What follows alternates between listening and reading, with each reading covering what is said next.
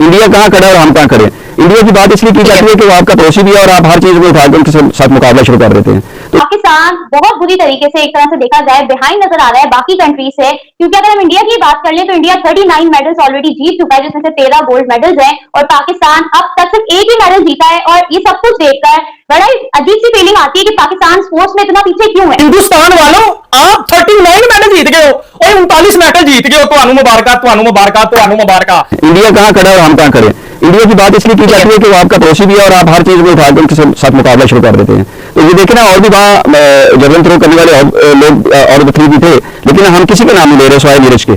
तो इस आप ओलंपिक में जाएं, आप कॉमनवेल्थ में जाएं, कहीं भी जाएं, तो आपका जो आपका मीडिया, आपका सोशल मीडिया, आपका रिपोर्टिंग सारी की सारी हो रही होती है नीरज का मुकाबला अर्शद नदीम का मुकाबला नीरज। तो इसका मतलब है कि हम क्योंकि इंडिया को ही देख रहे हैं, तो मैं इंडिया की बात ही करूंगा। आज उनके जो तीनों एथलीट हैं वो एक तो तीसरे नंबर पे, 7वें नंबर पे है, और इसका मतलब है कि 7वें वाला भी उनके पास एक तैयार हो रहा है जो अगली चैंपियन किसी चैंपियनशिप में तीनों इंडियंस भी हो सकते हैं।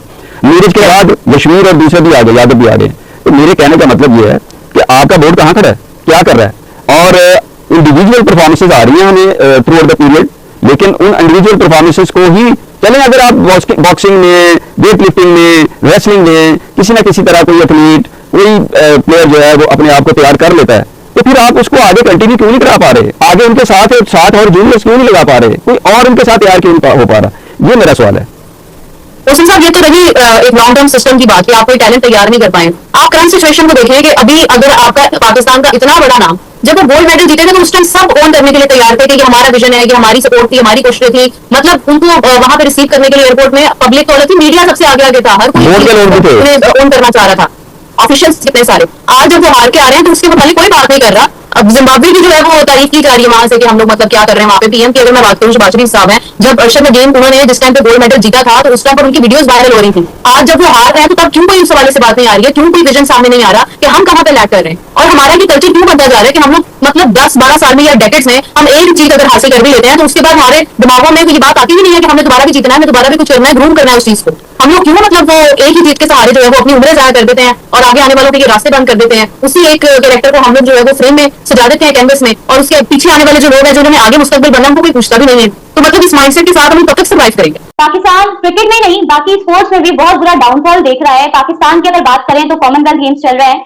जहां पर पाकिस्तान बहुत बुरी तरीके से एक तरह से देखा जाए बिहाइंड नजर आ रहा है बाकी कंट्रीज से, क्योंकि अगर हम इंडिया की बात कर लें तो इंडिया 39 मेडल्स ऑलरेडी जीत चुका है, जिसमें से 13 गोल्ड मेडल्स हैं, और पाकिस्तान अब तक सिर्फ एक ही मेडल जीता है। और ये सब कुछ देखकर बड़ा अजीब सी फीलिंग आती है कि पाकिस्तान स्पोर्ट्स में इतना पीछे क्यों है। अर्शद नदीम से एक उम्मीद थी, अर्शद नदीम भी उम्मीदों पर पूरे नहीं उतरे, और अर्शद नदीम भी जो है वो आगे नहीं जा सके, नंबर 9 पर उन्होंने फिनिश किया जेवलिन में। इतनी सारी चीजें चल रही है पाकिस्तान की स्पोर्ट्स को लेकर, लेकिन अफसोस की बात यह है कि इन सारी चीजों के लिए कोई तैयारी, कोई प्रिपरेशन नहीं की जाती है, किसी को तैयार नहीं किया जाता। इंडिया एक तरफ आगे बढ़ता जा रहा है, एक दिन में 8-8 गोल्ड मेडल्स अपने नाम कर रहा है, वहीं दूसरी तरफ पाकिस्तान स्ट्रगल करता दिखाई दे रहा है अपने दूसरे मेडल के लिए। तो ये बहुत बड़ा डिफरेंस है, डाउनफॉल चल रहा है, अच्छा नहीं कर रहे हैं। But what about other sports in Pakistan? Hockey का कुछ नहीं पता, फुटबॉल में तो हमारा नामो निशान नजर नहीं आता।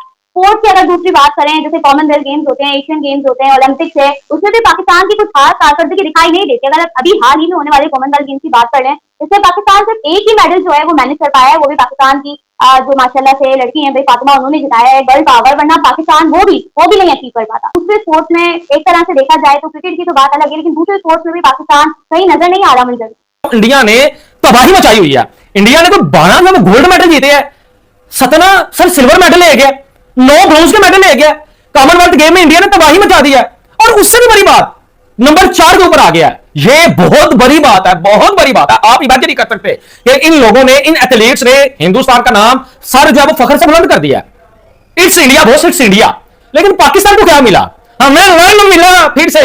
यार जरूरी नहीं कि हम सिर्फ क्रिकेट में ही लर्न लें, हमें दुनिया के हर कोने में सर जो है लर्न मिलता है, हम सीखते हैं कुछ ना कुछ। ठीक हो गया। आप देखें 7 जो है वो मेडल, गोल्ड मेडल उनको बॉक्सिंग में मिले हैं। और बॉक्सिंग में जिस तरह मैं ये कंपैरिजन सोच रहा था और चेक कर रहा था कि जिस तरह बिहार से प्लेयर आते हैं like Vaibhav Suryavanshi, sir Ishan Kishan, MS Dhoni भी मैंने सुना बिहार से था, ये लंबे छक्के लगाने वाले प्लेयर है। इसी तरह हरियाणा से बॉक्सिंग चैंपियन निकलने हैं।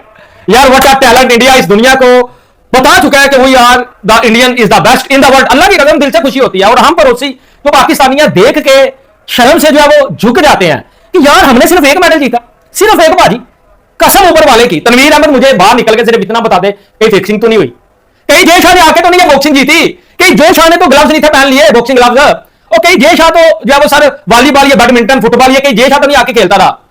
तो यार 39 मेडल्स का मतलब आपको पता है व्हाट इज दिस, कि इंडिया राज कर रहा है इस वक्त हर क्रिकेट के ऊपर, हर स्पोर्ट्स के ऊपर। कॉमनवेल्थ गेम में इंडिया का राज है, इंडिया टॉप 4 के ऊपर आया, इंडिया टॉप 5 में है, और हमने सिर्फ एक मेडल जीता, वो भी ब्रोंज का, ना कोई गोल्ड मेडल ना कोई सिल्वर मेडल। और आप कंपैरिजन करते हैं बोस इंडिया से, और पाकिस्तान मीडिया में सुनना सुबह से बैठ के यही रो रहा है। ओ भाई हम कितनी को इनको शर्म दिलाएं, हम कितना को इनको समझाएं कि भाई एक आपके हाथ में कोशिश ही है, तो कोशिश तो कर लो, आपको सब कुछ मिल रहा है, लेकिन वही कोशिश है जो आप कर नहीं पा रहे। कॉमनवेल्थ गेम्स में जो अपना भारत है उसने कमाल कर दिया और टोटल 39 मेडल जीतकर अपना टंगा बजा दिया दुनिया में। वही अगर पड़ोसी देश पाकिस्तान की बात करें तो उनका हाल देखकर तो ऐसा लगता है कि उनके फैंस रोने के लिए पैदा हुआ है। मीडिया वाले काफी दुखी हैं उनके, क्योंकि उनके पूरे देश के पास सिर्फ एक ही मेडल आया है। मतलब सोचो कहाँ 39 और बस एक। इसीलिए वहां के लोग सोशल मीडिया पर पूरी तरह से पगला गए हैं और अपने स्पोर्ट्स बोर्ड को भी खड़ी खोटी सुना रहे हैं, गाली दे रहे हैं उल्टा पुल्टा।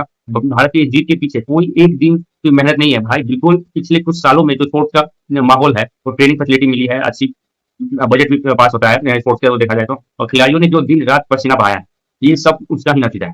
चाहे बॉक्सिंग को जहाँ अकेले 7 गोल्ड के साथ 10 मेडल आए, या फिर वेट लिफ्टिंग और पैरा स्पोर्ट्स हो, अपने खिलाड़ियों ने हर जगह अपना जलवा दिखाया।